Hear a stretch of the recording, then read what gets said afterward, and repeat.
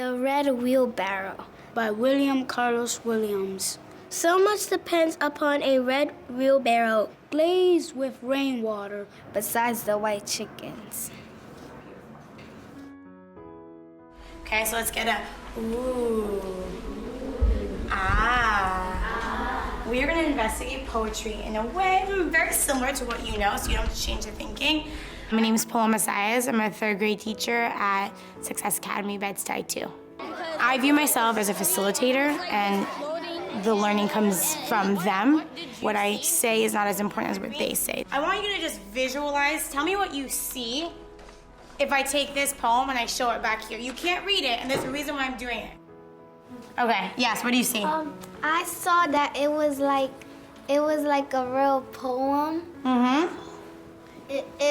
It also had short lines. Mm-hmm. It had stanzas, so it came up and made me think it was a poem. Mm-hmm. There's only a little poem, and then the rest of the paper is just white space. What I notice about these lines is that there are only four words. This poem is very much based in structure.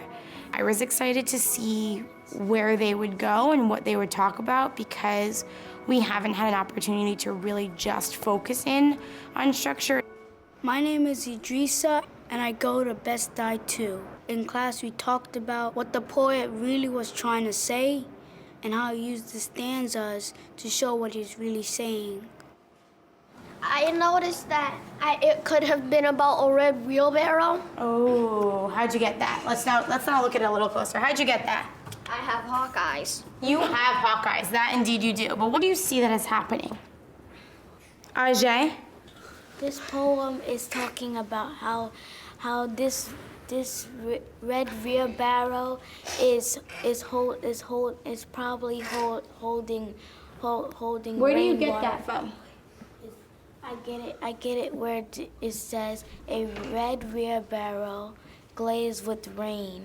I wanted to add on that it's like probably raining outside and the red wheelbarrow's getting wet.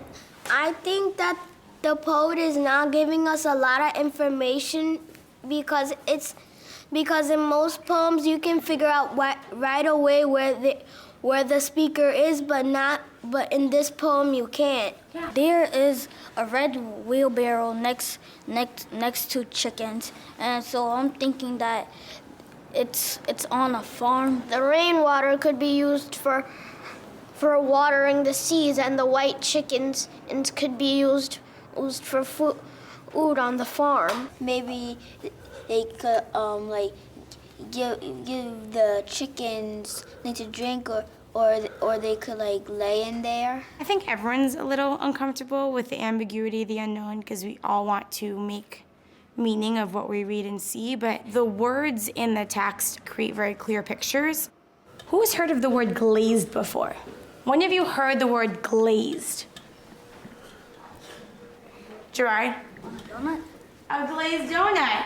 When you visualize a glazed donut, what's happening? It's all the glaze is just dripping on the donut. So is it filled with water?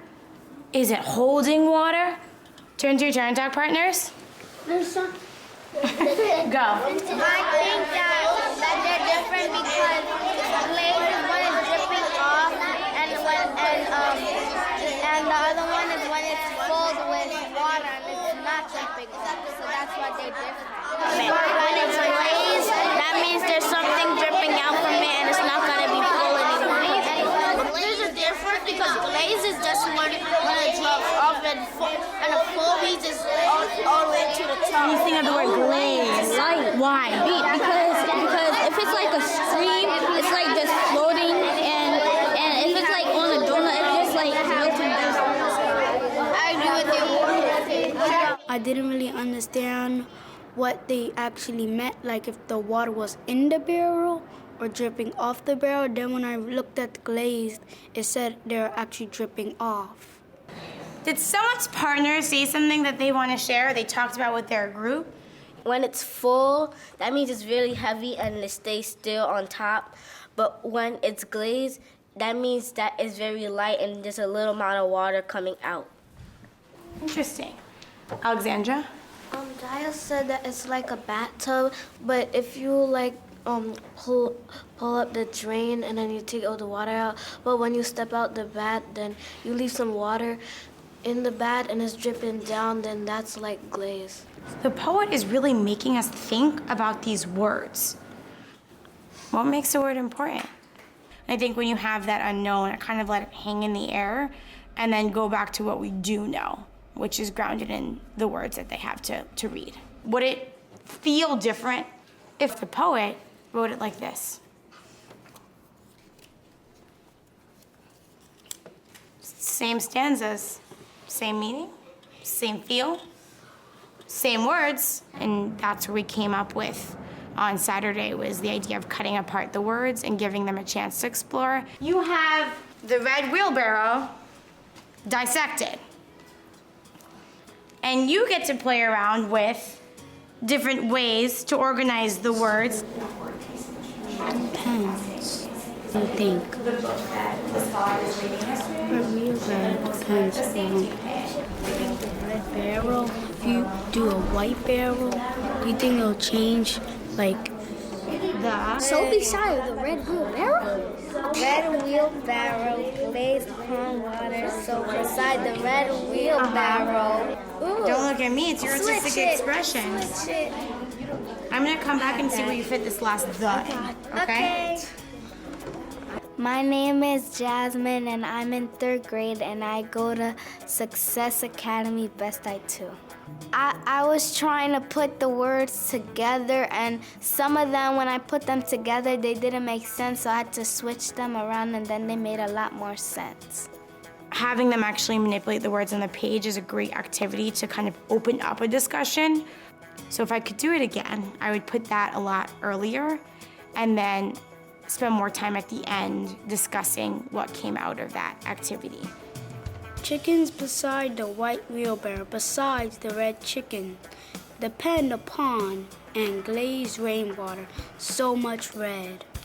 I imagine in a world that actually different things switch out colors. Like if we had something that's red and something white, they'll switch colors and something that's supposed to be red will actually be white. Something that's supposed to be white will actually be red.